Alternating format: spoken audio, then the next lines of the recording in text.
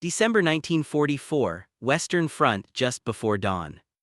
The forest is silent, frozen in place by cold and exhaustion. German infantry crouch in shallow foxholes, breath turning to mist in the pale half-light. For hours, nothing has moved, no tanks, no aircraft, only the distant creak of trees under snow. Then the world ends without warning. There is no ringing shot, no adjustment fire, no gradual buildup. Every shell arrives at once. Explosions erupt across the tree line in perfect synchronization, tearing through positions that moments earlier felt hidden and secure.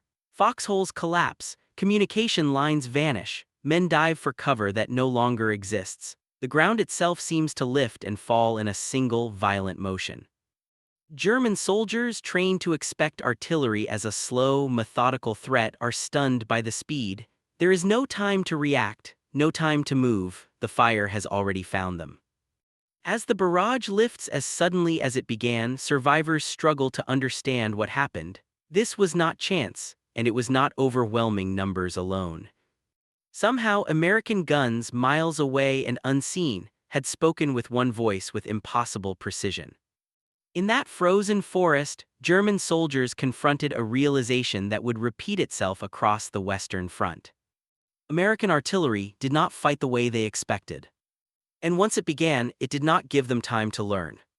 When the Second World War began, artillery was already recognized as the dominant killer on the modern battlefield.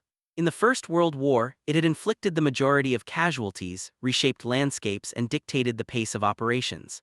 Yet despite that shared experience, armies entered the new conflict with very different ideas about how artillery should be used. For the German army, artillery doctrine emphasized local control and gradual adjustment. Guns were often assigned directly to infantry formations. Fire missions typically began with ringing shots, single shells used to measure distance and accuracy, followed by corrections before full barrages were delivered. This method conserved ammunition and allowed careful targeting, but it took time. Speed was sacrificed for precision achieved through observation. This approach fit Germany's early war doctrine. Blitzkrieg relied on movement, surprise, and close coordination between armor, infantry, and air power. Artillery supported advances but was not always the central instrument of destruction. When German forces fought on the defensive, especially on the Eastern Front, their artillery proved deadly, but it remained constrained by communications, ammunition shortages, and decentralized command. The American army approached the problem differently.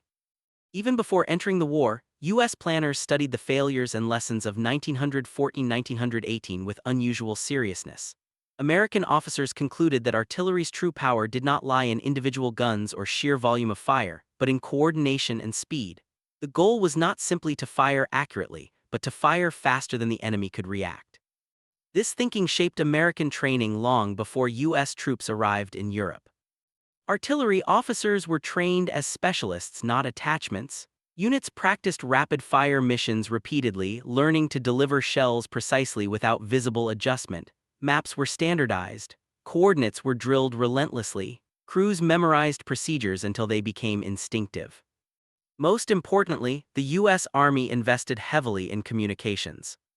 By 1943, American artillery units were equipped with reliable radios at every level, from forward observers at the front to gun crews miles behind the lines.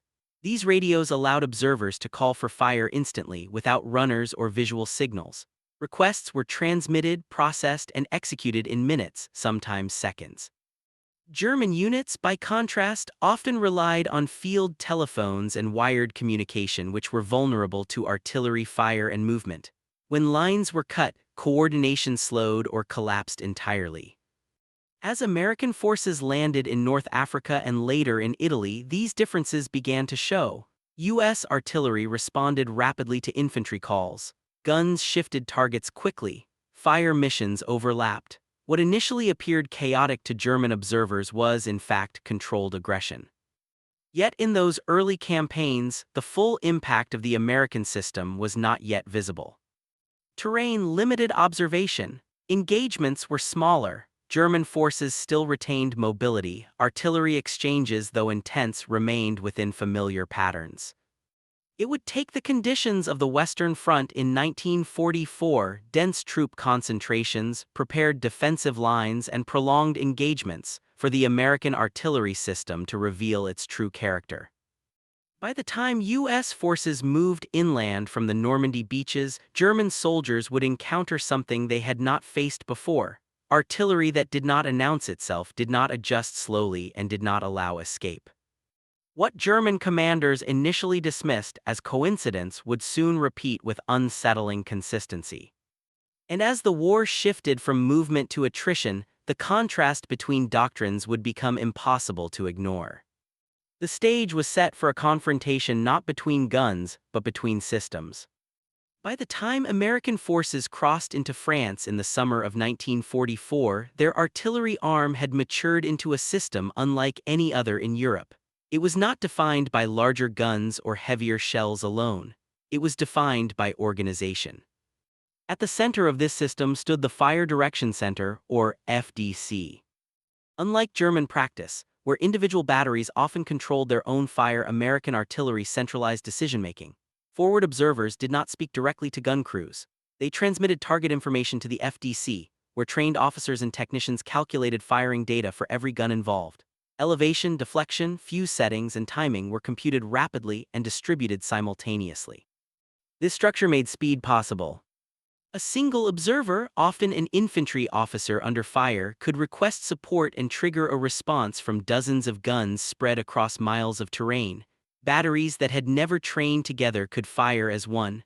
Artillery was no longer a collection of weapons, it was a network. American training emphasized this relentlessly. Crews drilled until procedures became automatic. Map reading was exacting. Coordinates were trusted. Unlike armies that relied heavily on visual confirmation, American artillery increasingly depended on predicted fire, calculations so precise that ranging shots were unnecessary. This alone stunned German troops. Traditional artillery announced itself. A few shells would land wide, giving defenders time to take cover or shift position. American fire often arrived fully formed, every shell landing nearly simultaneously across a target area. There was no warning, no adjustment. The first impact was the barrage. One technique embodied this philosophy more than any other: time on target, known simply as TOT. Using synchronized clocks and careful calculation, American artillery units timed their firing so shells from different batteries, sometimes from miles apart, arrived on the target at the exact same second. Guns fired at different times at different elevations, but the shells reached the enemy together. The effect was devastating. German soldiers experienced TOT as a sudden, overwhelming shock. There was no rising sound of incoming fire, no staggered explosions. The entire impact occurred at once, maximizing confusion and casualties. German counterbattery procedures struggled to respond. By the time German guns attempted to locate and suppress American batteries, the fire mission was often already complete. U.S. guns displaced quickly or shifted targets, denying the enemy a fixed point to strike. Logistics reinforced this advantage. American industrial capacity ensured abundant ammunition. Where German units rationed shells carefully, American batteries could sustain high rates of fire. Ammunition dumps followed advancing troops closely. Fire missions were not limited by scarcity. Leadership encouraged initiative within the system. Artillery officers were empowered to mass fire aggressively in support of infantry. Requests were rarely denied. The prevailing belief was simple: if an American soldier needed fire support, it would be delivered immediately. German soldiers began to notice patterns. Artillery struck quickly after movement was detected. Defensive positions were neutralized with unnerving efficiency. Counterattacks were broken before they could form. What had once seemed like isolated incidents revealed themselves as a consistent method. This was not improvisation. It was doctrine. As American forces pushed deeper into France and later into Germany itself, German commanders faced a growing realization. They were not confronting superior guns, they were confronting a system that removed delay from destruction. The question was no longer whether American artillery was effective. It was whether anything could be done once it was called. That question would be answered repeatedly on open fields, in forests, and in frozen villages when American firepower reached its decisive expression. The shock German soldiers felt under American artillery did not come from volume alone. It came from how completely the system erased the space between detection and destruction. That shock can be understood only by examining the war from several angles at once: technological, human, and enemy perspective, each revealing a different layer of the same reality. American artillery superiority rested on systems that worked together seamlessly. Radios linked forward observers to fire direction centers. Standardized maps ensured that coordinates meant the same thing to every unit. Ballistic tables, weather corrections, and synchronized timekeeping allowed shells to arrive precisely when planned. This integration mattered more than gun caliber. A 105 howitzer common in American units was not inherently more powerful than German equivalents. Its advantage lay in how quickly and accurately it could be brought to bear. Once a target was identified, calculations were made in seconds. Orders were transmitted instantly. Guns fired without hesitation. German artillery, by comparison, often required confirmation at multiple levels. Adjustments depended on observation. Communication delays were common. Even well-trained crews could not match the speed of a centralized, radio-driven system. Technology in this sense was not machinery alone, it was the architecture of command. At the front line, the system depended on individuals under extreme pressure. Forward observers, often junior officers or non-commissioned officers, moved with infantry units exposed to the same fire. Their role was simple in theory: find the enemy, call for artillery, and adjust as needed.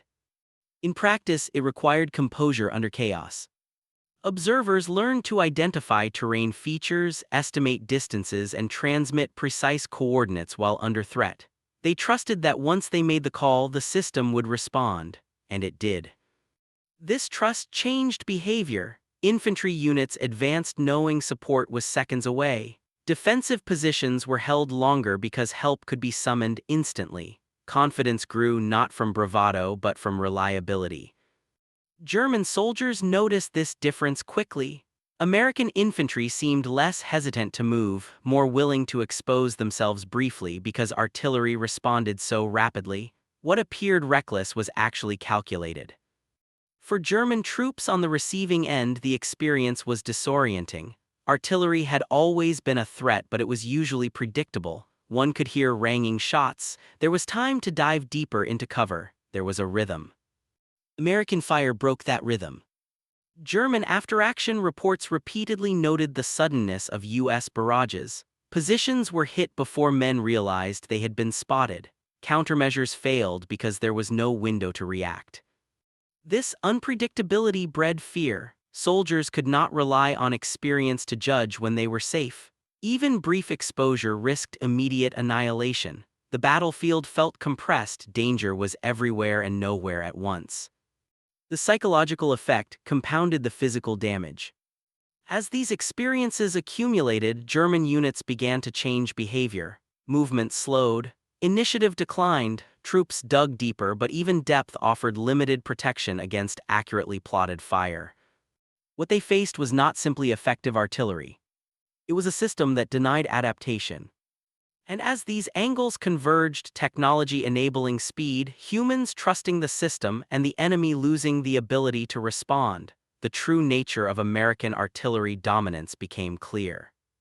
It was not overwhelming because it was loud. It was overwhelming because it was fast.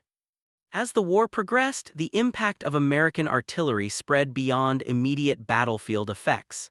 It began to influence leadership decisions, operational planning, and the psychological balance between the two armies. The system did more than destroy positions, it shaped behavior. German artillery doctrine had been built around efficiency and conservation. Ammunition shortages, especially by 1944, forced careful fire planning. Guns were expected to support infantry precisely, not saturate areas indiscriminately. This approach worked best when time was available. American doctrine assumed the opposite. Speed was prioritized over economy. The belief was that rapid, overwhelming fire saved lives in the long run by preventing counterattacks and breaking resistance before it could form.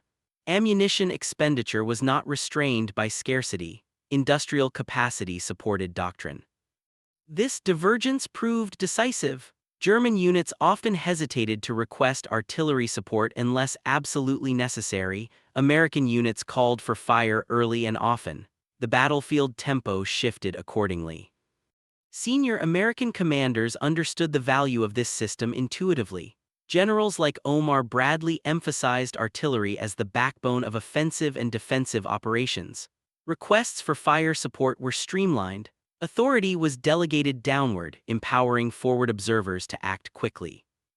German leadership, facing dwindling resources, imposed tighter controls. Approval chains lengthened. Fire missions required confirmation. What was intended as discipline became delay. This imbalance widened as the war continued. American commanders planned operations knowing artillery could respond instantly across sectors. German commanders planned defensively, uncertain whether support would arrive in time. For German soldiers, American artillery created a sense of inevitability. There was no warning phase, no moment to prepare.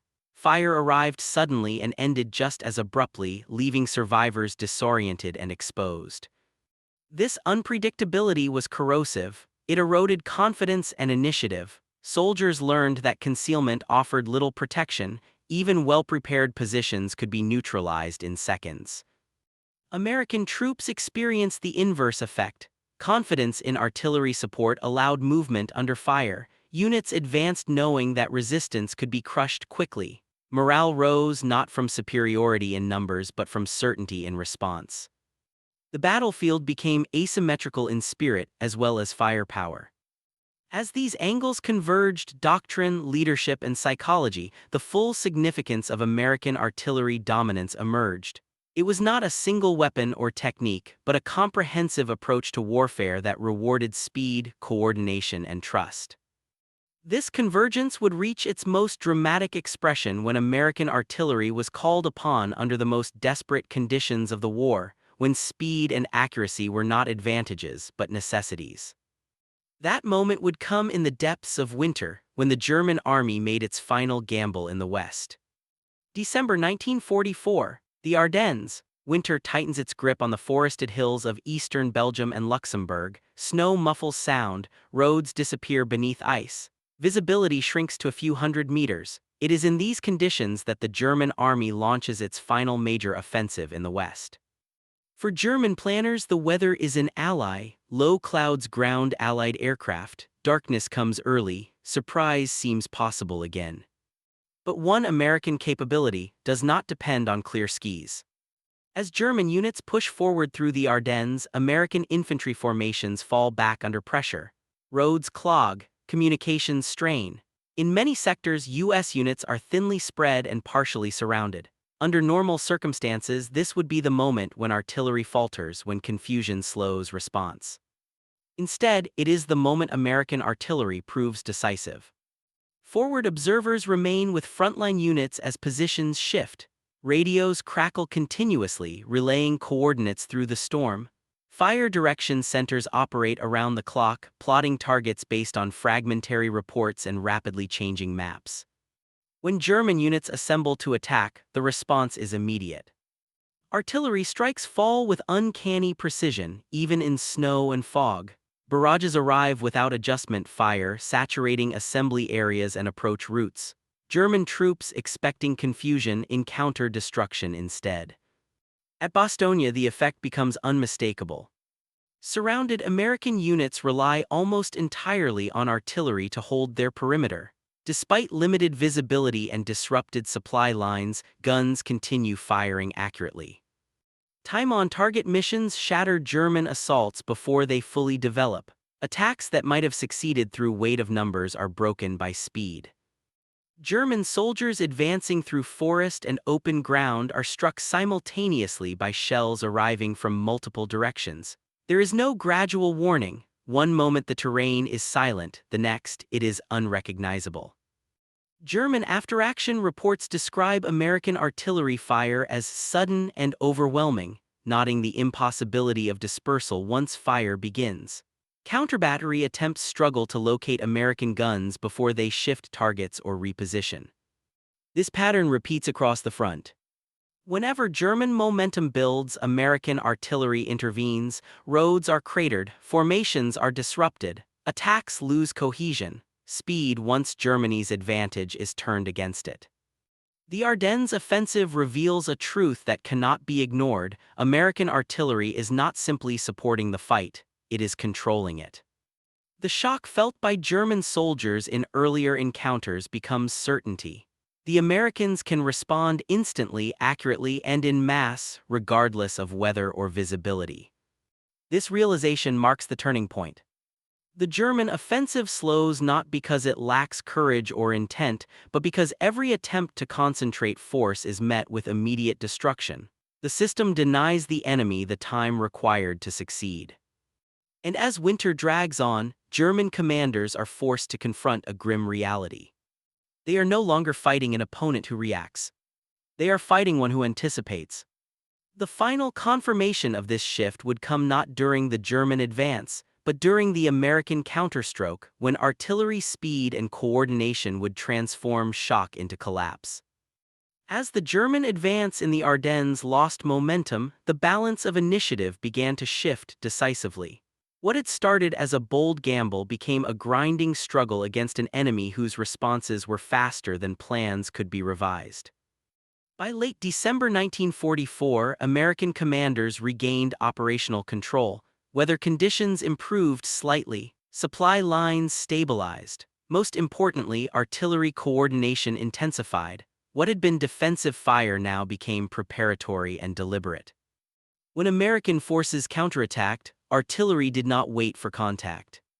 Forward observers moved with advancing units, calling fire ahead of the infantry.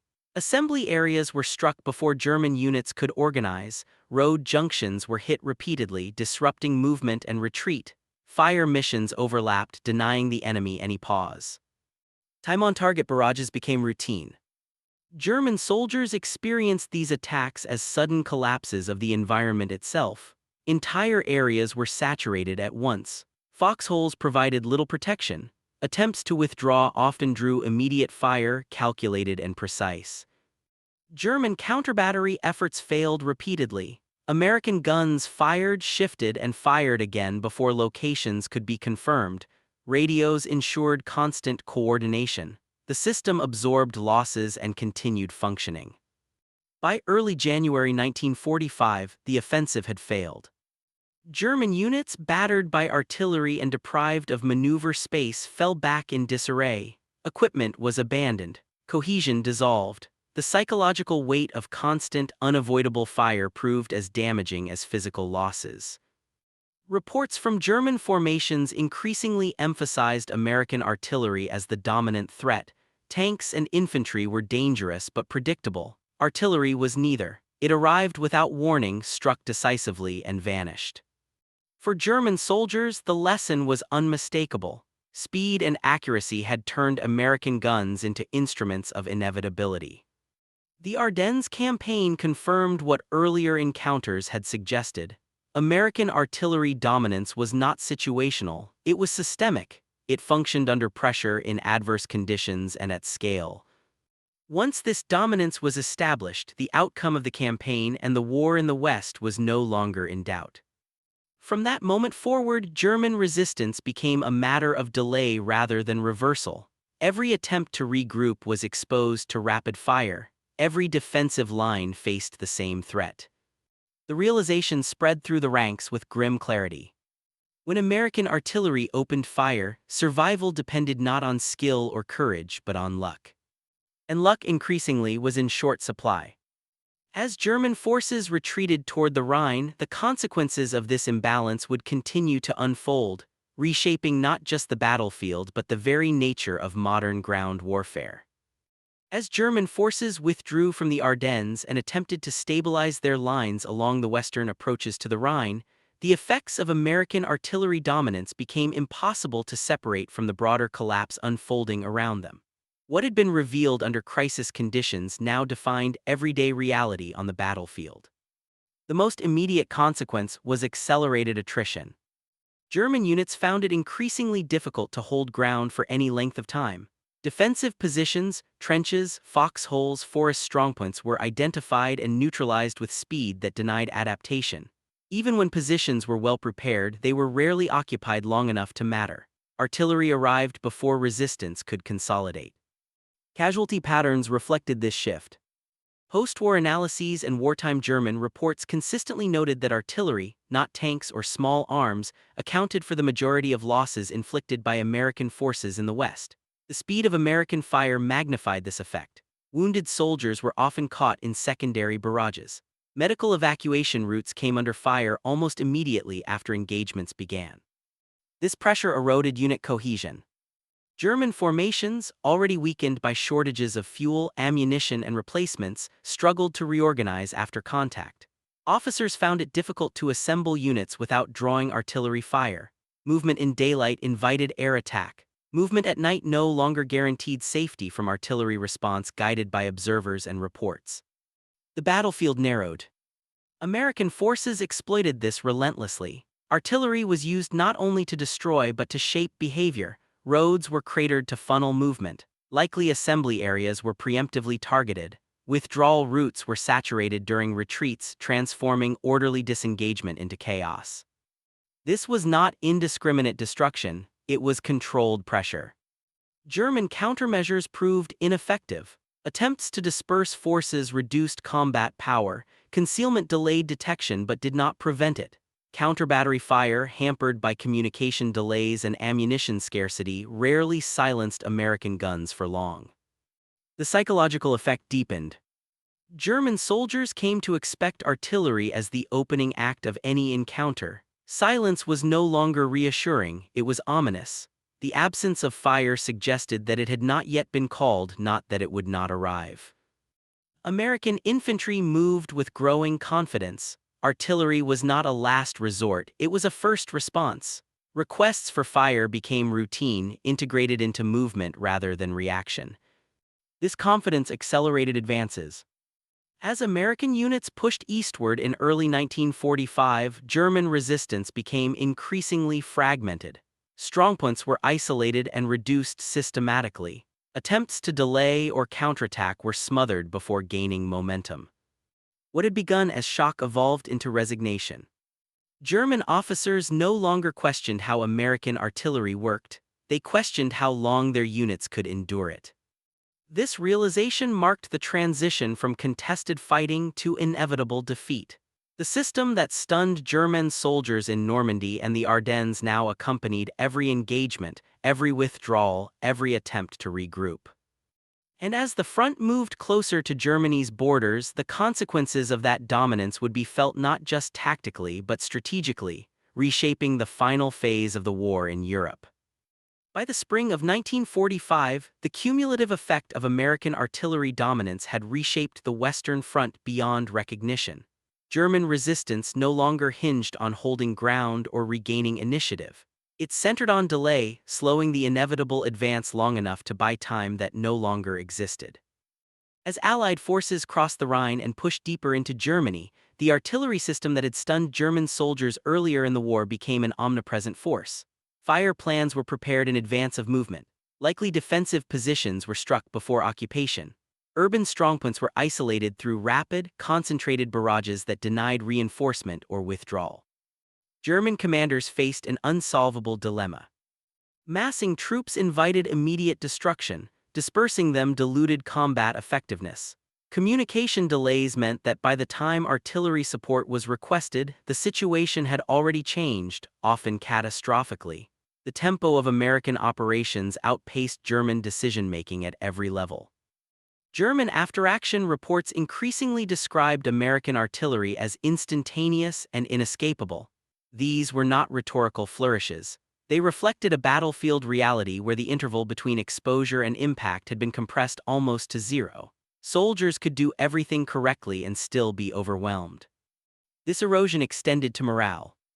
Units entered combat already expecting losses, confidence in defensive preparations faded. Veteran soldiers once capable of improvisation and resilience found their experience offered little protection against sudden, precise fire. Initiative narrowed, orders became cautious, momentum vanished.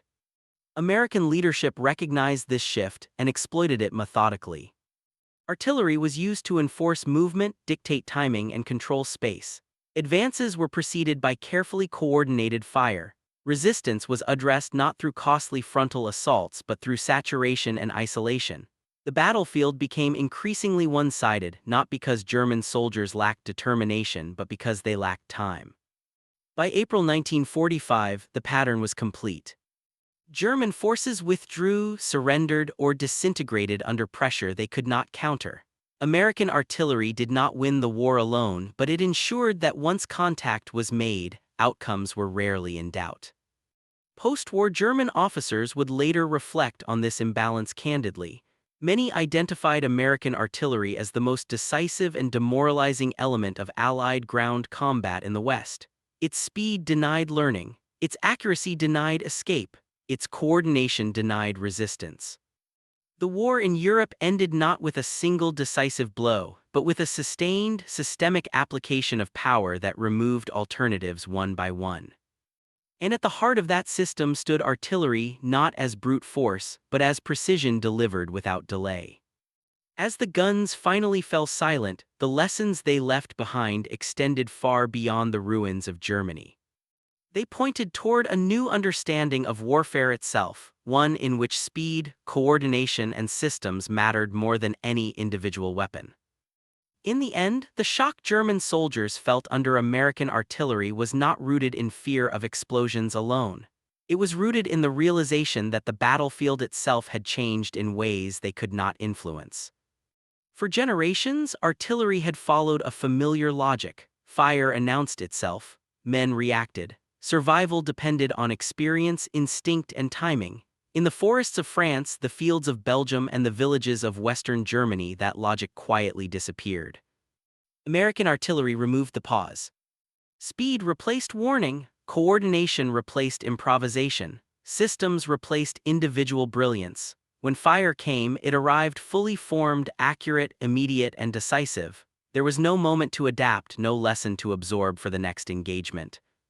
This was not a triumph of larger guns or greater courage. It was a triumph of organization. Forward observers, radios, fire direction centers, standardized maps, and synchronized timekeeping combined to compress the distance between observation and destruction. The battlefield became smaller, faster, and less forgiving. Control mattered more than proximity. Information mattered more than numbers. For German soldiers, this shift was devastating because it denied the very skills they had been trained to rely on. Discipline, concealment, and experience could not outrun a system that acted in seconds. Even correct decisions arrived too late. For American forces, artillery became the silent foundation of success.